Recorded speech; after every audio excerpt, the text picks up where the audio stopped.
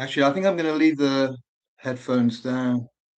Um, how do I get rid of that notice? New managing moderators can support your channel. Closed. We're not doing that. All right, I can see the chat. This is a brilliant start. All I need to know is if anyone can hear me. Um, just say yes if you can hear me. I see Jan's there. What I was going to do, Jan, was I was going to look at my email every now and then for you to give me guidance on what I need to do here. But now that I can see all the people in the chat and I know the sound is working, there's not a lot more I need to do. But I'm glad to see you here, Jan, because you are my guiding star on what the hell I need to do if something goes wrong. But basically, if everyone can hear me and I can see the chat coming in, I can answer any questions and we can just roll. Wait a second. Things are popping up here, which I just need to close. There we go. That's got rid of that. All right. So big experiment tonight. The first live, which was like a minute and something seconds, I actually did know that it was working, but I really had no idea how people get into a chat. So I gave up on that one. Jan's given me a few guidelines. She did her own live from a car park somewhere to show me how easy it was. And I said, Jan, you're doing it on a phone. I don't have a phone. I'm convinced the laptop is a completely different thing, but it actually isn't. It looks exactly the same. So, all right. Now, Mrs. Smith has warned me that the people that do really bad lives spend 10 minutes saying hello to everyone in the chat, and that's a waste of time. She just said, make sure you say hello, everyone. Hello, everyone. All right, now we can get rolling. I tell you what I would like to do. I'd like to answer any questions from anyone that thinks that we haven't covered something either in Jan's Views Live or on my videos of late. But I did put a title to this one because there's a few things in the Jay Slater case that don't add up. And it's not because of what we've seen or what we've heard. It's because there's been no follow-up. So if people aren't going to fire any questions at me, which is also fine, I just want to talk about that, and then you can write some comments if you've got anything to say.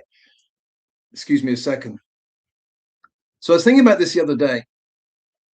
I was thinking where Jay Slater's body was found and where Jay Slater fell from, apparently, if we go with that narrative.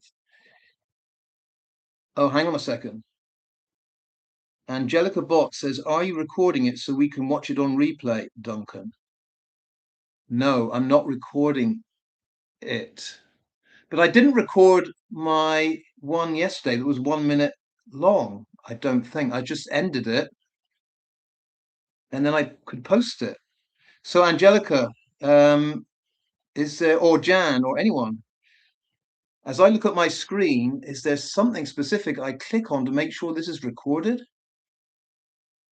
I tell you what, for the first one, okay, see the hammer saying you don't need to. I don't think so. I think when I just end the stream, it should save it. If I'm wrong, I'm wrong. Doesn't matter. It's the first one. Yeah, so this is what I was thinking the past few days. So imagine where Jay fell from and imagine where Jay ended up.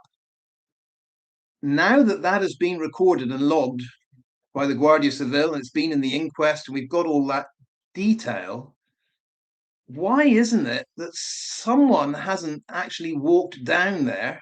I'm thinking Chris Pennington or anyone, but Chris Pennington in particular, to show us exactly where that point is.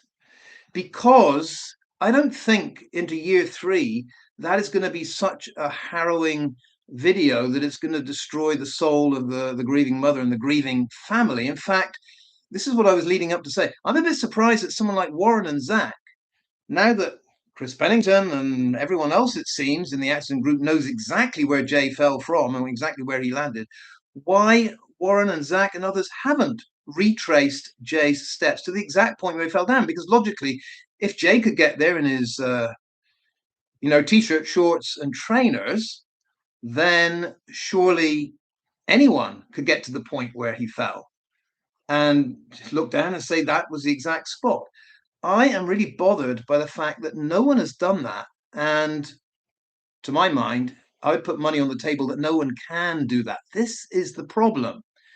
Any of you out there that would like to disagree? And by the way, when I say any of you out there, I guess because I haven't set up any mods or anything like that, we're all going to keep an eye out for anyone that is obviously an imposter, any new handle, or any new comments that have the apostrophe all over the place and in the wrong place. We know exactly who that is.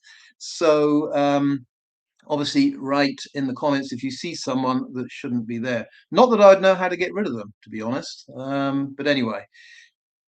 Yeah, so I don't get this bit. I don't get this thing how no one, I don't think anyone knows where Jay fell from and where he landed. I would put money on the table. If you went to the end of that hiking path and that slope that goes down, which Chris calls the man trap, I don't think anyone in this world, if you took them there and said, lead me now, lead me where Jay walked, I don't think anyone can do that. And this is what is so really, really troublesome. It bothers me. I want to just quickly go through the list, and then I'll deal with your comments. I just want to go through the list of people that should be able to do this, no problem, automatically. First of all, Chris Pennington and Adrian, right? They searched, got within 500 meters or something. As soon as the Guardia Civil released that photo, and I guess the coordinates, then that should be it. That should be Adrian and Chris can say, if you get to that point, I can walk you. And I'm sure they can't. And the reason I say that is because I would have thought they would have already done that, recorded it and said, here's Jay's last walk. Why have we not seen that? Just a second. The other people that should be able to do that, the Dutch dog team. I've got to say, this has been on my mind a while, and now that I'm doing a live, I won't have to do a whole video on this, I don't think. The Dutch dog team seem to be another lot that have just said whatever seems to be expedient and have come up with whatever story seems to fly. But I put money on the table that he said to all of them, right, we've reached the end of the track, the path. You now, with your dogs, just walk. I'll follow you. Take me to where Jay fell from. Just can't see them doing it. I just can't see them doing it.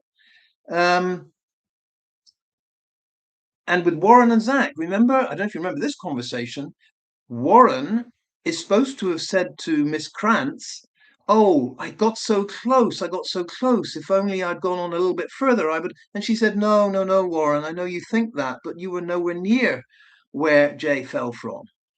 Well, in which case, Miss Krantz, why did you never film and take that walk and show us the way to where it was, even if you were a bit squeamish towards the end of saying, and this is the point where Jay fell from.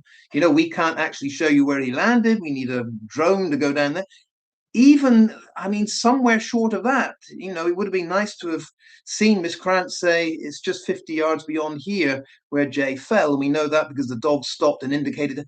None of that, none of that. Now, I don't expect Miss Krantz to go back and do this, but she never did it at the time. Her job, I'm going on a bit of a rant now, I know, but her job was to, I thought, document everything that they could see as a kind of catalogue for Debbie and the family to look at. If they did that, we never saw it. We were never told they did anything. And I'm saying it's bullshit. I don't think they ever went there. And I think they had to come up with some kind of story. But I don't know if Warren accepted that for some reason, that he was never anywhere near. He never got anywhere near where Jay fell from. If I were Warren, I'd refuse to accept it. I'll say, I'll fly over tomorrow and you walk me down there. And this is what I don't get. Am I just not squeamish, or am I just a little over curious to say if that were someone in my family, I would say I want to see where he went before he fell. I would like you to take me there. And I don't expect Debbie Duncan to go down there. I think Debbie said she didn't search because she's not in good health. Seemed like Warren and Zach were in good health. I cannot understand why they haven't gone back to say, now we know where he fell from. Just let us walk with you and show us. This is the absence of evidence that really blows my mind. And I'll sorry, I can see some comments through now, coming through now, so I will turn to them. But the other thing that occurred to me today was when I, for my sins, went to check to see what Laurie had written, and seeing as I focused on, her points the last couple of days, she's been writing pages and pages and pages, of course. But it seems to me she hasn't got a clue about any of this at all, because she was talking about all of the thick vegetation that the Guardia Civil had to hack through to get to where Jay's body was. So Laurie, you've not looked at the one photo that Guardia Civil supplied, where it looks like a dried out riverbed. It doesn't look like there's vegetation there. There's like a spindly bush or two here and there. It's certainly not the kind of stuff you'd have to hack through with a machete. So is it the case that Laurie and Co. and all of the accident group, they're still under the illusion that that kind of generic tape that goes with Guardia Civil Mountain Rescue Division, where the guy is hacking through vegetation, it's nothing to do with the Jay Slater search. Are they all still thinking that that is a video connected to the Jay Slater search? Surely not. Surely not. I mean, they cannot look at that Guardia Civil photo of a dried out riverbed, Jay's body marked with an X here, and still say, "Oh, but they had to hack through the vegetation to get there." I mean, if Laurie represents the AG, and to be honest, she's the most coherent writer of them. Whether she's the most coherent thinker of them, I don't know. But if she thinks that, then and they all think that, then what are we arguing against here? We're arguing against people that have not taken the time. They've taken a lot of time to slag us off, but they haven't taken the time to actually look at what we've been shown, or the lack of what we've been shown. Anyway, that's a bit of a rant over there. I might return to that topic. There's loads of other people that should be able to take us down there.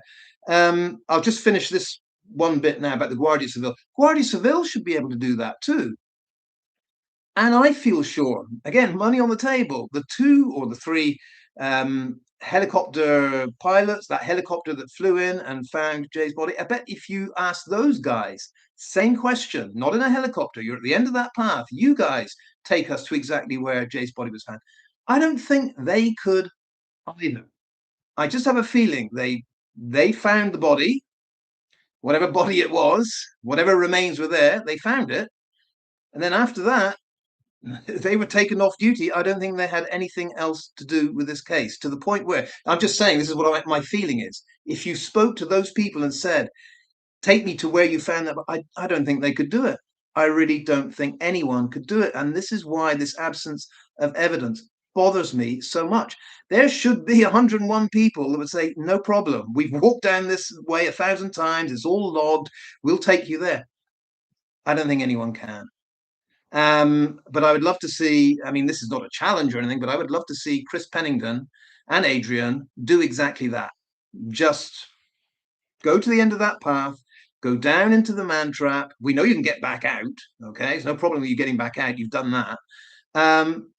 And actually, that shouldn't be a challenge, because again, if Jay in his t-shirt, shorts, and trainers walked to the upper end of the ridge and then just fell down, though they should be able to go to the point where he fell down without a problem. This is where we keep going around in circles. Why does it not bother the accident group that this is something that should have been catalogued in detail so we could all see it and all agree this makes sense? Anyway, let me leave that aside. I'm just reading, this one has caught my eye. Rosina May. Hi, Rosina. The sniffer dogs couldn't sniff. This situation is, and I haven't turned to this with Laurie, but I'm sure you've all noticed if you've read Laurie's, defense of the accident group theory. Excuse me. I don't think Laurie mentioned the dogs at all, not at all. And it was the number one, I got to agree with you, Rosina, it's the number one thing that has bothered me from day one. And I'm sure it bothered Cipriano Martin too. Absolutely, because he should have known, absolutely should have known, that if his dogs on day one can't all en masse go sniffing along the road from the Airbnb up the road and go off the road exactly where Jay went. If his dogs can't do that, it should have told him Jay never went there. I I just know that he knows this is all wrong. He cannot stand there. And you've all seen the pictures of Cipriano Martin. Look, he's got a map in his hand. I don't know if it's one of Luggy's LiDAR maps. I don't know what the hell he's looking at. He's got a map in his hand, schoolboy's map of Canary Islands or something. Then he's looking in the distance and they've got their binoculars. What the hell are you looking at? What the hell are you looking at? If the guy is fallen down and he's, in the underground, you're not going to see him. This stuff is just, this is this is where DTR is exactly right. DTR said, he got fed up of these people standing around posing for photos with the press. What the hell are they actually doing? And going back to Rosina's point, if the dogs aren't sniffing around or on a track, it's got to tell you that person is not there. Every other case that I've covered and others have covered in Tenerife, where we got this one recently, if you haven't seen my video from a couple of days ago, where this Brandon guy, local guy from Buenavista del Norte, I mean, just disappeared, middle of the night. Originally, the police or the newspaper report mentioned it looked like, I don't know why, that it could have been a suicide plunge. And then the later report said, no, it's an open investigation. No one knows why this Brandon guy went out there and ended up dead in a ravine. But every time one of these stories has come up since Jay Slater, it's like they're found. And usually within a few hours. And someone asked me the other day, well, is it the dogs? I said, I presume so. I mean, when they say a specialized unit has been involved in the search, that's usually dogs. Um, I don't know how else they're going to track this Brandon guy, but in a way, it doesn't matter. The point is, if the dogs are doing their job, and they seem to have done their job every time since Jay Slater disappeared, it's got to be in Cipriano Martin's mind that they failed with Jay Slater over a 2-week period because there was nothing for them to find. Why the likes of Laurie? This isn't going to be a Laurie bashing session, not the whole session, but anyway. But why Laurie can't focus on this and say, yeah, this is a valid question, and we've got no answer for this? I don't know. And it was absolutely bizarre to see her whole list of propaganda pieces that just didn't address the key issues that would explain everything if it were an accident. All right, let me calm down again. But thank you, Rosina, for mentioning the word dog, because as soon as you mention dog, I really get into it. It's like, these dogs, you can't blame the dogs. They would have done their job. The only reasonable explanation is they didn't do their job because there was nothing for them to sniff. Honeybees, how are you, honeybees? If Jay would have been out there, the dogs would have found Jay Simple. Jay was put there later. Yeah. Um, I tell you what, honeybees, what I was thinking about with this one is when, I don't know what you all think. When the Guardia Civil said we've been searching for 2 weeks and there's no hint that he's here, so we're going to call the search off. Do you think they actually did call the search off and there were no dogs out there? So that if Jay's body had been placed there after 2 weeks, the dogs wouldn't have found him, no one would have found him. Do you think that happened? Or did they keep searching, as they later said they had done? They kept searching. What was it? A discreet search. And did they do that with dogs? In other words, did we have a full month of searching with dogs and Jay's body was never found right up until that Monday? And he was there all the time. It's just so impossible to believe. But what do you think? Do you think they were searching for that full month or just 2 weeks? And then after 2 weeks, the body was put? I don't know. I tell you one thing that we as a foul play group have to do here, which is going to be very painful for us. And that is, we're going to have to figure out how and why that body did end up there, assuming it is Jay's. How did it end up there? Because we've all got our own theories. I mean, I guess for the accident group, it's easy for them. They say he really was there, hidden somehow for 28 days, rotting away. To me, that's the least likely of all the scenarios. And I have thought about it. Is it possible that sea air with a saline quality is able to preserve a body? But I don't know. All I can tell you is having gone down there and seen the wildlife and all that and felt the temperature, your first reaction is this thing's going to rot and it's going to rot quickly. So I can't buy the narrative as we've been told it. Um, but how did he get there? If you believe in the Maruba theory, then is it a boat that picks him up from the beach and then they go straight to Juan Lopez Beach? No, that doesn't make sense either. He's got to be kept on the boat or taken somewhere else.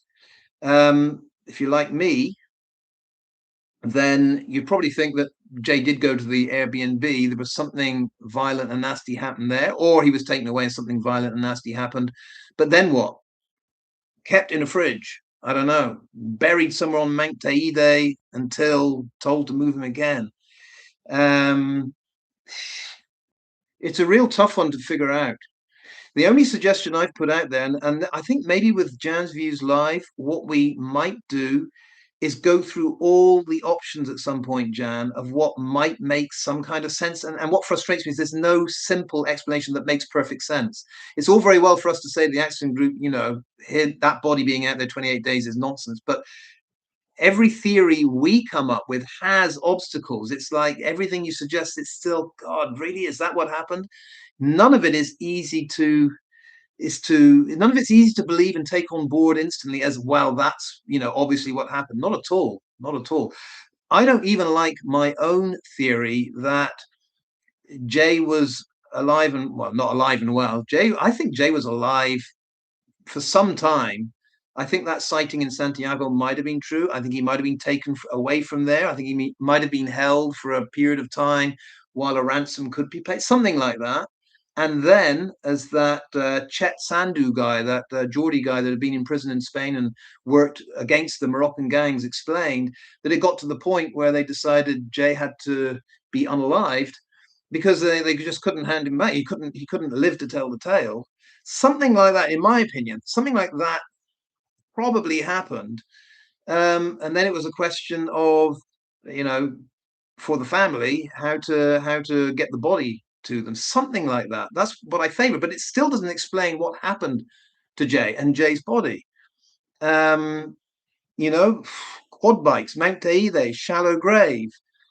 Someone knows where he ended up, and someone could go and move him again, which has happened in Tenerife. But it's not an easy thing to pull off, this moving around a rotting body. I hate to go into the details, but it's none of it's easy.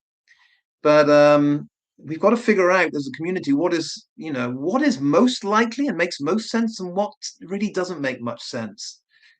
Let me have a quick look at what Sally Titanic is saying. Hi, Sally. I don't think Jay was long dead when recovered, but I know I'm in a minority thinking that. But let me point out something that has always made sense about what you say, Sally, is that when you say you don't think Jay was long dead, let's say for whatever reason Jay was kept alive for, I don't know, a couple of weeks or something. Um, it would explain why there's still enough of an intact body to do all this autopsy and come back with, such definitive results. I know I'm not an expert in this field, but between you and me, Sally, I can't get the point. I can't get beyond the point where if this body is out there for that long, how any kind of autopsy gets any kind of result. I mean, I literally just imagine bones and mush, but it makes more sense if they've got an actual body to work with. And that's why I think it could be that Jay's body was relatively fresh when it was found. Otherwise, I just don't see how all of these autopsies and results and there was this in his system and Spanish detected this and we didn't. I don't know. It just seems so far fetched if the guy had effectively been the poor body had been rotting there for 28 days. Um, and I'm going to say something you all know, but it is also very, very bothersome. Is how Adderley himself contradicted himself in many, many ways. I'm not the only one that remembers Adderley saying um, a body in an advanced state of decay or decomposition, and also mummified. And I've checked this over and over again. I've AI and Google things like Can it be that a mummified body is also a heavily decomposed body? It's not. The two are opposite.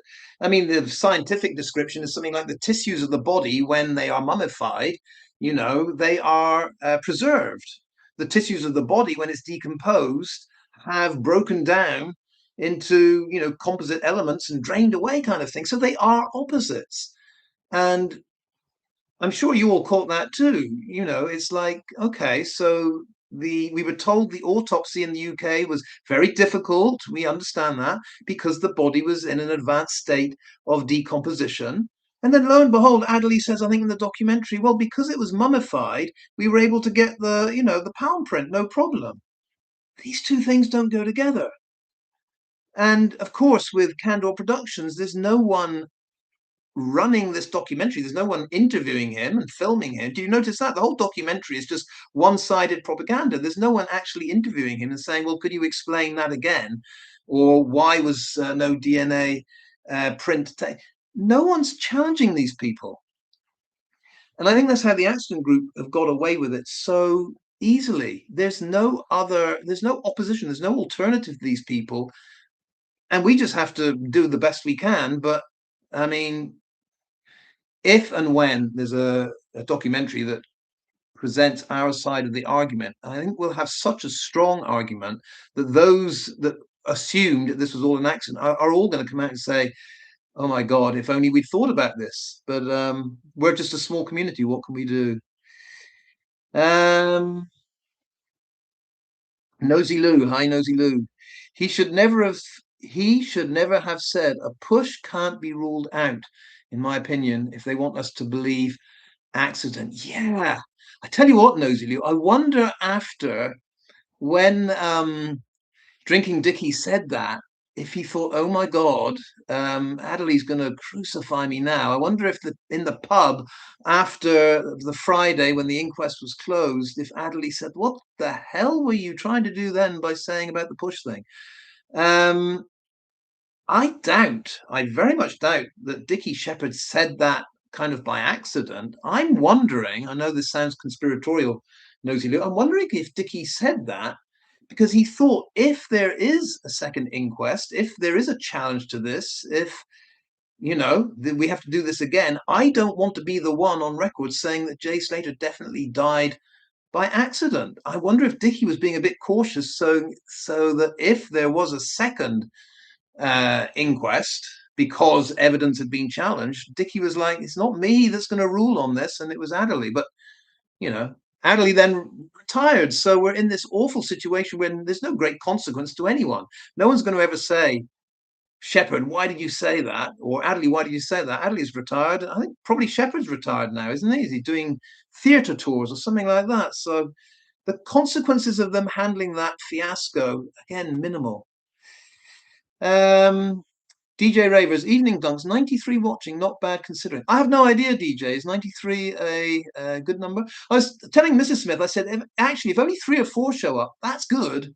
Because then I can deal with 3 or 4 people questioning. When it's 93, it's like, how do you be fair and equal here? But I can only pick out the ones that catch my eye. AKA Vincent. That's not Vincent Vega, is it? I hope not.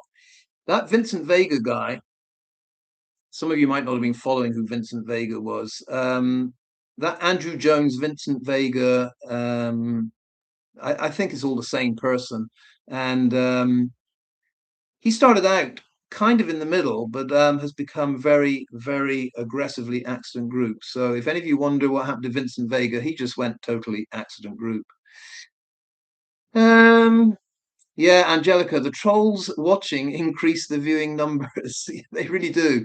I didn't really want to broadcast it. I wanted to do this because I thought, yeah, if all the AG trolls show up, they're going to have a field day. But I don't know. Maybe they're a little bit hesitant because they also know they'd be shouted down in the comments section. But yeah, as I skim through, I don't think I've seen any that are obviously imposters here. So we've got our usual crowd in, which is good.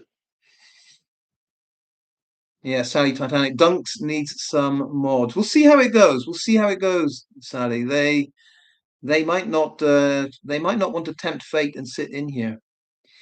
Um, so I wanted to go back to that whole Dickie Shepherd and Adderley situation.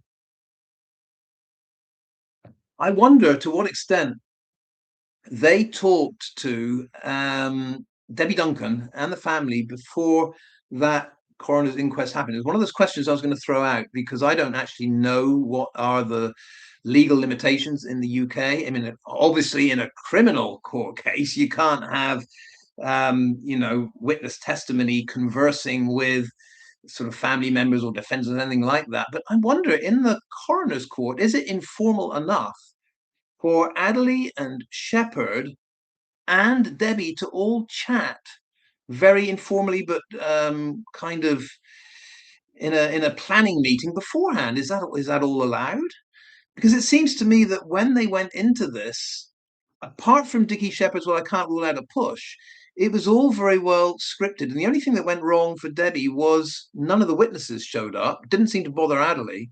None of the witnesses showed up, and it did bother Debbie. But to what extent?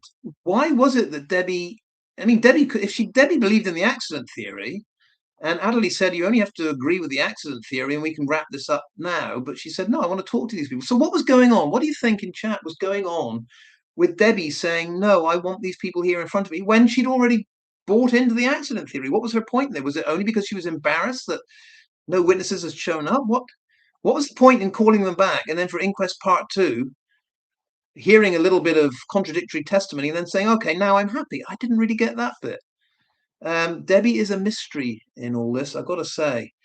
But any input you have on what the hell was going on with Debbie saying, yeah, we know it's an accident, but I don't want to sign off that it was an accident. I want them to come back and then I'll sign off it's on an accident. Selena, I think so, Duncan, that Dee Dee wanted and asked for that rubbish result at the inquest. Dee Dee somehow changed her mind.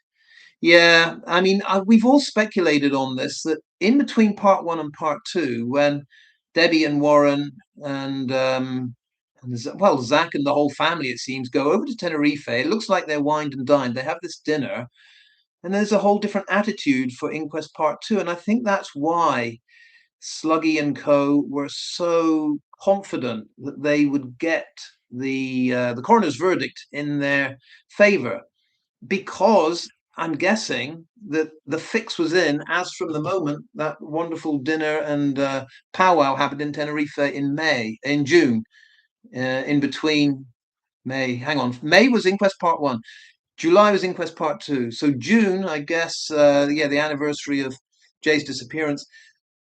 I guess they all got together then and said, Debbie, if you get like two or three witnesses showing up on the video, you are going to be okay with that. Something changed drastically, because I think we all had really big expectations. We were all on tenterhooks when we saw the barrister walking. Like, oh my God, Debbie's going for it. She really does want to know the truth. And that's why my heart was broken when it was clear that the barrister wasn't going to go in there fighting Adderley to, look at this, look at that, explain this. And I don't know what the barrister's job was there for, really. It just seemed to be, a few questions about the watch. Was that Debbie's move, trying to show that Jay wasn't the thief? That's all she wanted from part two. I don't know what was going on there, but the barrister wasn't doing much of a barrister's job. Debbie heard her three witnesses, and that was it. But it seemed like, from the attitude of Kaz Alice and Luggy outside, that they knew how it was going to go. Justice, not really. Bad feeling. But anyway, yeah, in the UK, I just don't know. If anyone knows if these coroners and those are the witnesses giving expert testimony, if they are allowed to meet beforehand and talk through things, it would explain a lot. Otherwise, yeah, Dickie nearly blew it open for everyone, but Adderley quickly moved on. And you will notice when Dickie said that, Adderley didn't have a follow-up question. Yeah, I can't rule out a push. Okay, that's good. Next witness. Really weird. Back to honeybees. Oh, actually, let me go. Sorry, honeybees. Let me go to Kirk here. Kirk 99. Is there any evidence that Ayub flew into Tenerife? Did Ayub cross the channel by boat? Did he travel by one of the naughty boy boats across the channel? Um, if there's well, any evidence that Ayub flew into Tenerife, we've only got on video him going through what we assume is the airport car park to his rental car, and LK is there, and Rocky is there. I would imagine Ayub flew in. I would imagine they all flew in. I don't know. I mean, could have gone by boat. The thing about the Canary Islands is they are a long, long way down that African coast. It is a long sail from Spain, from mainland Europe, UK even longer. And it's not an easy journey. I'm not saying that Sluggy can't do it. I'm just saying it's another of those very long, complicated things that if you want to introduce it into the equation, makes it much more, in my book, makes it much more unlikely. I think Ayub flew in.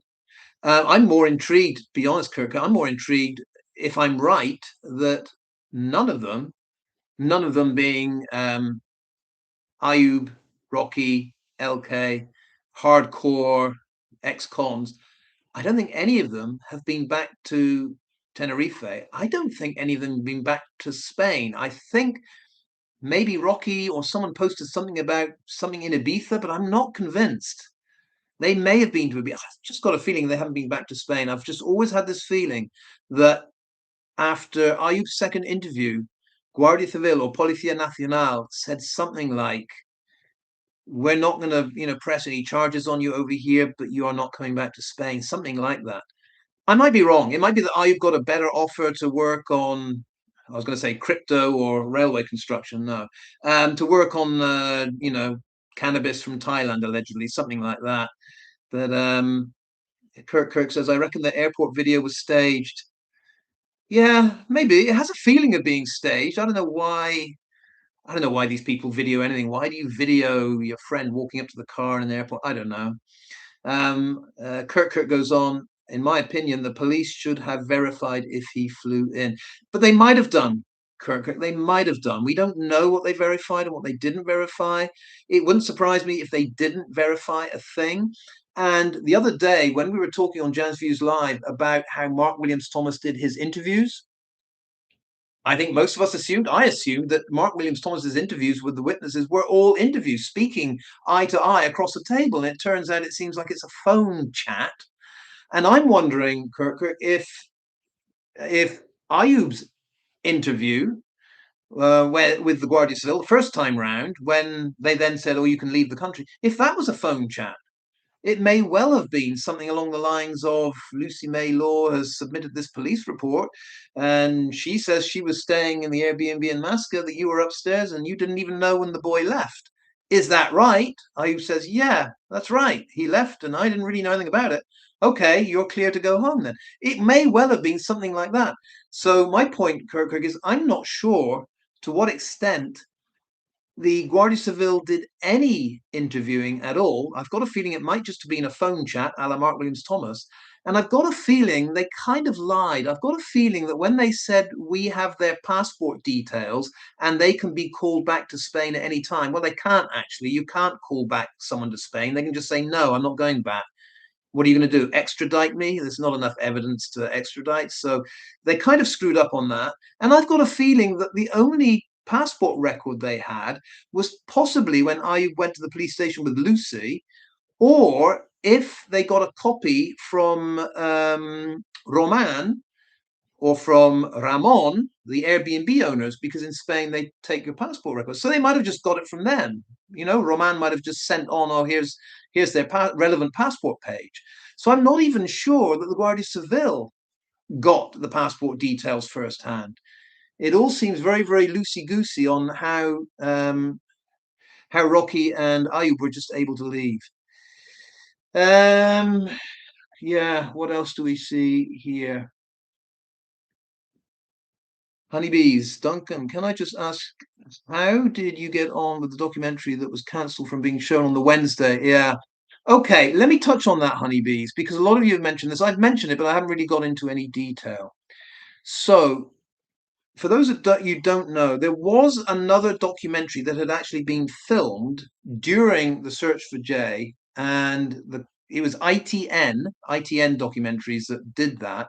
And from what I read, it was what I call an on the hoof documentary. It was, there wasn't a lot of planning involved. It was like a day by day description of what was going on, more or less, during the actual search. And shortly,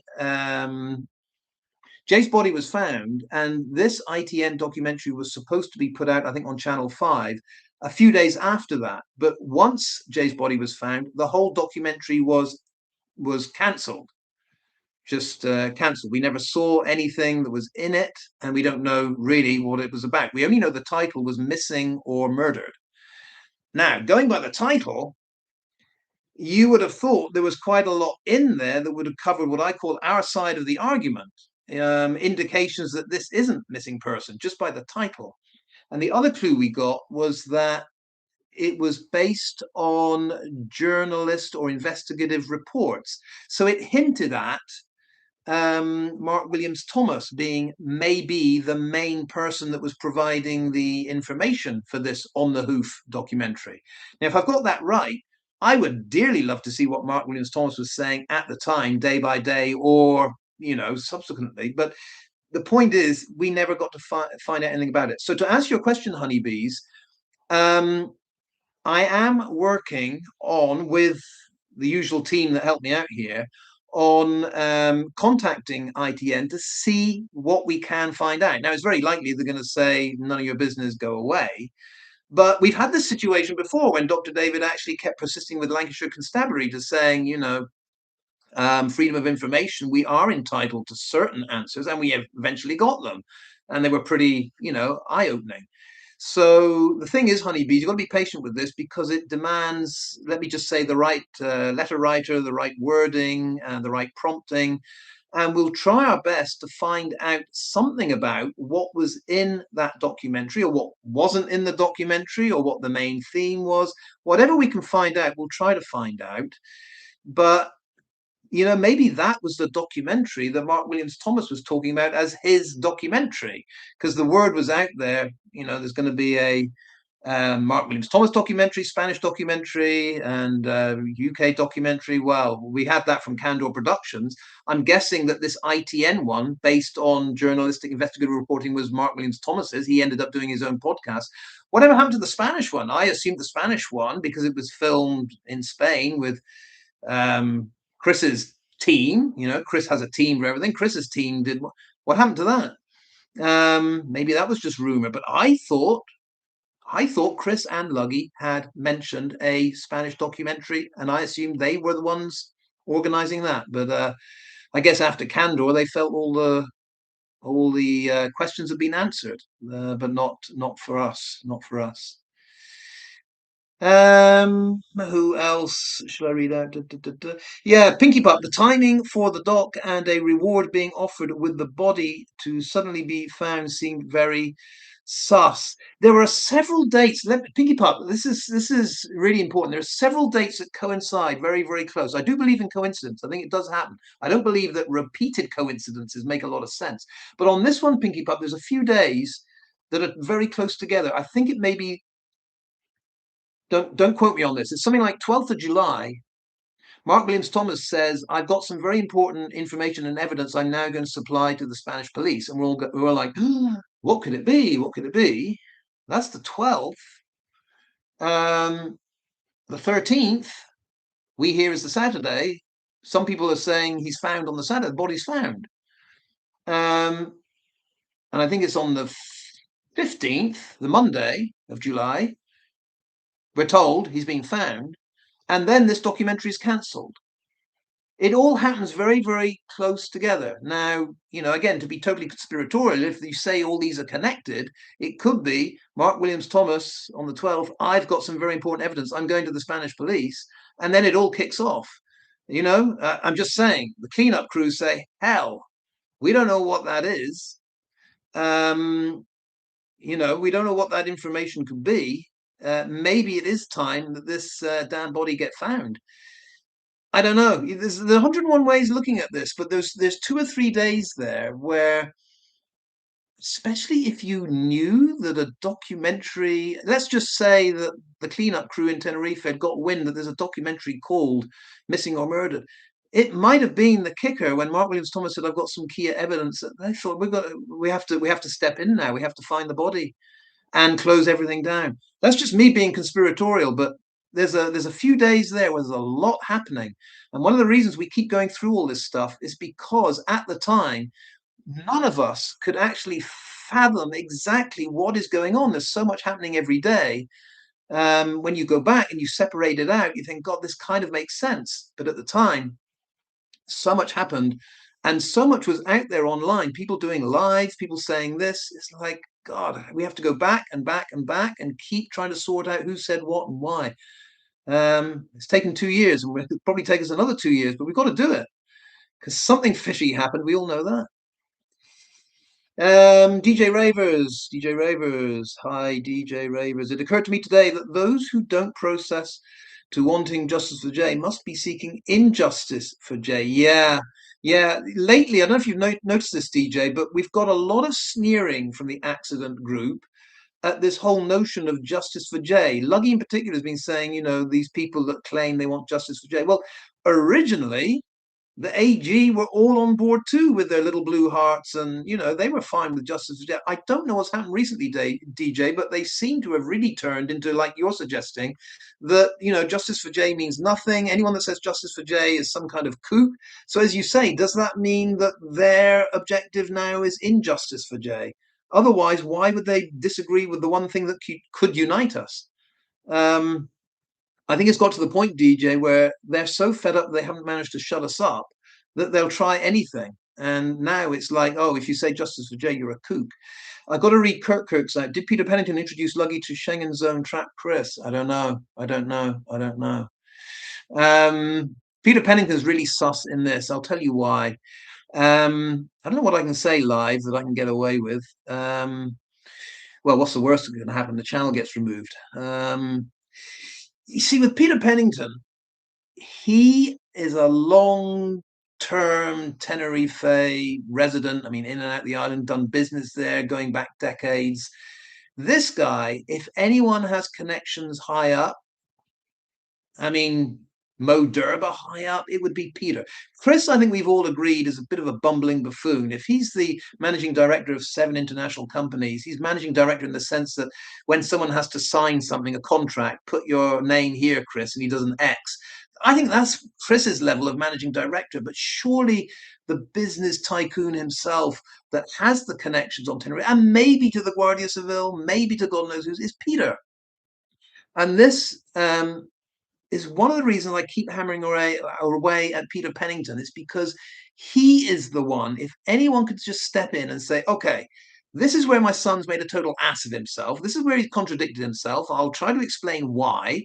Yeah, well, he's an idiot. That's explained it. But, this is why my son has gone wrong on this.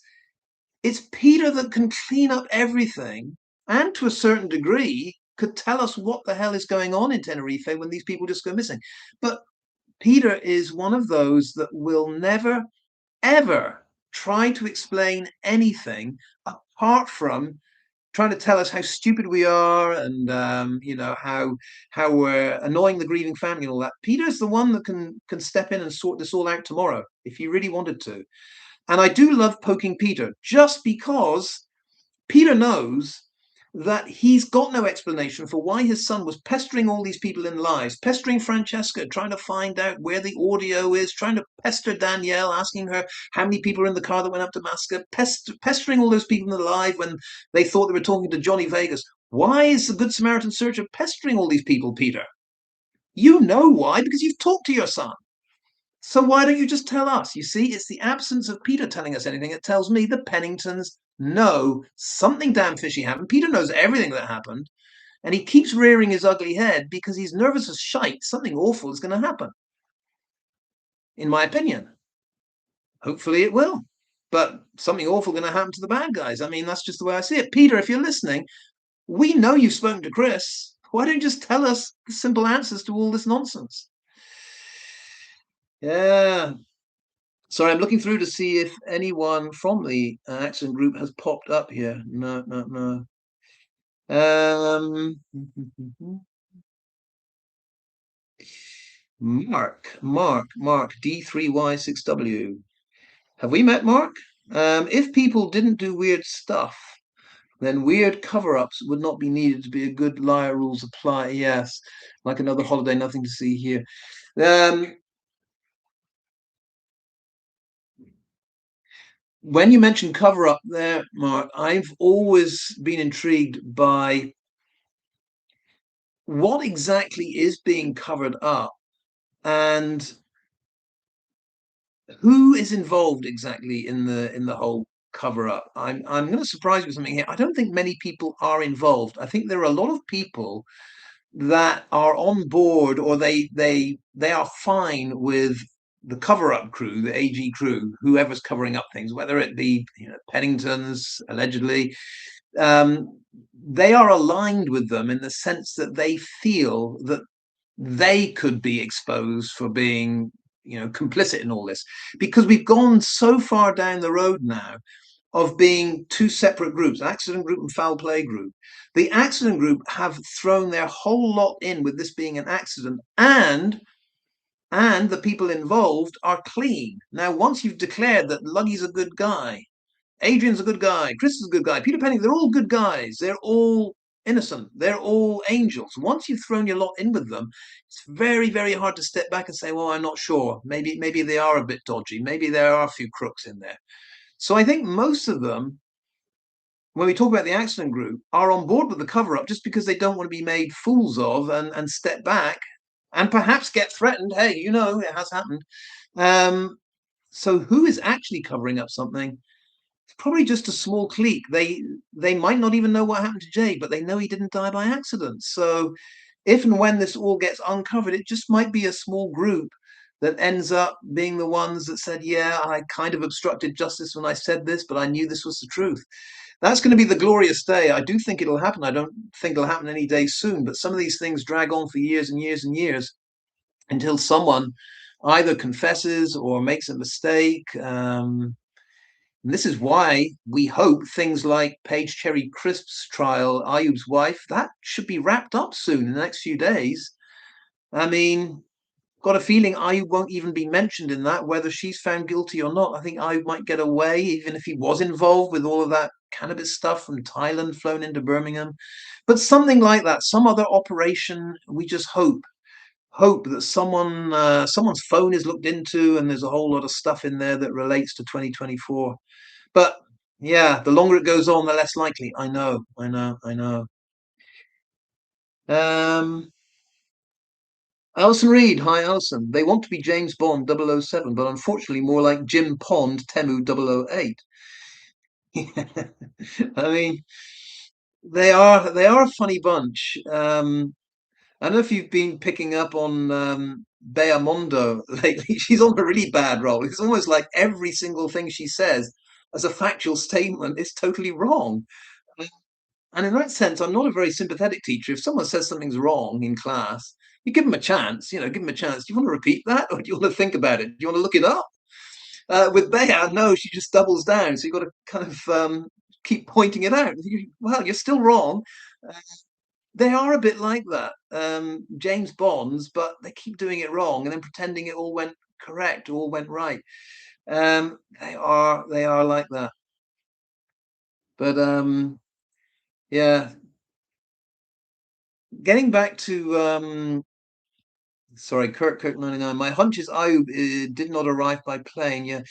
Why do you think that, Kirk? Do you think Ayub and Luggy are so connected that they decided they were gonna go all the way to Tenerife by boat just to be off the radar from the airport? I mean, I've always had the feeling Ayub and Luggy knew each other. Again, coincidence. Ayub working in Cardiff, flooding Wales with drugs, and Luggy the other end of Wales. Well, it's still in South Wales, but on the coast. always appealed to me the idea that maybe El Slugtardo is bringing stuff over from Ireland and I would bring it, over from London or somewhere. But then Kirk, they've got to be very, very deep involved to work together. I would never, a statement of the obvious, I would never work with Ayub on a project like that. No way. But I don't know. If El Slugtardo is that deep into some kind of criminal organization, allegedly, and he had to work with Ayub, oh, good luck, good luck. But I don't see it myself.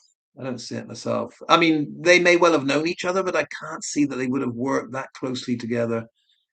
Um, Another big question that we've got to decide is all of this premeditated, and is the Tom Hilton thing the driving force here? Um, I've always been lukewarm on that. I've always said that revenge is a very, very strong motive, but Tom and his clan pulling this off like that, or do you think it was Jay and Brad acting like idiots, as Lucy said, and they lost a load of stuff, load of money, and it all went down in Tenerife? I'm not one of those that thinks Tom Hilton was on Tenerife. I know a lot of people say you see him in the club. It's not clear enough for me to say Tom Hilton. Um, and it would be a little bit weird if Tom Hilton was wandering around during the festival. No one else saw him and no one else had a photo of him. That's just my take. I know some of you are convinced he was there. I'm not. And if this were a revenge attack with Tom, I would have said, you don't go anywhere near that island. If this is what the revenge you want, you don't go anywhere near there. Other people will handle this. It's just my own view. But I know others disagree. They think this is all planned, all premeditated. Tom Hilton and his clan set this up. Um, don't know. Don't know. Matt Perney, how are you, Matt? Says to AKA Vincent, you still looking for Duncan in France? That mad you show us how hard you are throwing gardening tools around. Yeah, a few days ago, maybe a week ago, Andrew Jones posted he was driving through France. He must have got lost, or maybe he's trying to walk here now. I don't know.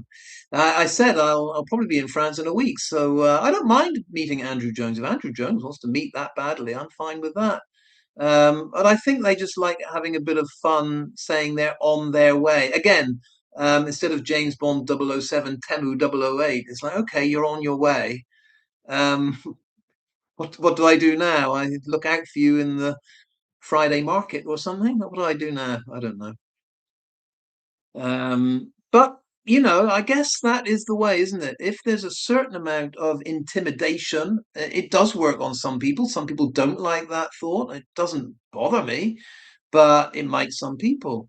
Um, yeah, Dunks can sort mods for next time. I'll have a word with Jan about mods. The only thing about mods is, don't they sometimes overreact? They start chucking people out that were just being a little bit confrontational. I don't know. It must be difficult to be a mod. I don't, because isn't the mod trying to look into the mind, a bit like Chris Pennington getting into the mind of Jay? Isn't the mod trying to get into the mind of the host and say, I think the host wants you out of here? They're kind of guessing. What does a mod actually do? I've never known what that is. A mod. I think it's someone that kicks people out.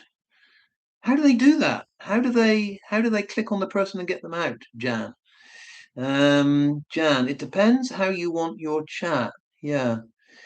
Has it been really bad tonight? I don't think so. Has anyone seen really controversial, nasty stuff? I think, Jan, is it the case that if really bad language appears in the chat, that I'm then responsible and the channel can go down because of that? Because that wouldn't be good. Because then any person, any imposter could show up and be effing and blinding throughout the whole live, and then it's the channel that gets taken down. I don't think that could happen. Actually, I don't know. Yeah, Gavaldo, modding ain't an easy job. That's what I never wanted to be a mod. I'm like, I don't know. It's a bit like being a referee or a linesman. Are you sure you made the right decision? It's very hard to keep your mind on every comment. Yeah, respect to all those who do. I'm going to say that, Gavaldo, it's not a job I could do. I'd much rather sit here and blab and read. But the mod is like oh my God, do I allow that, or do I get told off for allowing it? Do I get told off for throwing someone out that's, that the host would have wanted to talk to? Um, to be honest, the offensive language, if it's not going to cause problems for me, I don't mind the offensive language. We've all got to toughen up a bit. If it's offensive language directed at a particular individual, obviously that ain't good. I don't want to go back to the whole Jan being targeted, racially the way she was. That obviously is way, way out. But in that grey area where someone is being confrontational with another individual, if they start directing abuse at an individual, yeah, obviously that can't be tolerated. But between now and the next one, Jan, we can talk and you can give me advice on mods and how to set them up if I want to. But yeah, Gavaldo, you're right. Being a mod, I think that's a tough job. You're just trying to read everything and make an instant decision. Is that allowable? Does the host want that, or do we just give them a red card now? Don't know, don't know, don't know. Tulip Amsterdam. Hey, Tulip Amsterdam. You can block people if you want to. Yeah, but on my end, Tulip, it's not that difficult to speak and make sense and read every comment. Even now, I'm looking through the comments, but I'm trying to make sense as I speak, especially if I'm trying to make a point that deserves a bit of thought. So, having said the mods do a good job, if you're presenting something and you're trying to think through an argument, it's also very hard to read at the same time. Um, so I can kick people out, but I'm not going to spot. Half the time, I'm not going to spot the comment that's offensive. I don't think. DJ Ravers, if it sounds like it's written by an illiterate amoeba, just ignore it. Yeah, if it doesn't make sense, again, I agree, DJ Ravers. If it's not directed at a person, and even if it's got some bad words in it, like, okay. But individuals getting targeted, yeah, not good. All right.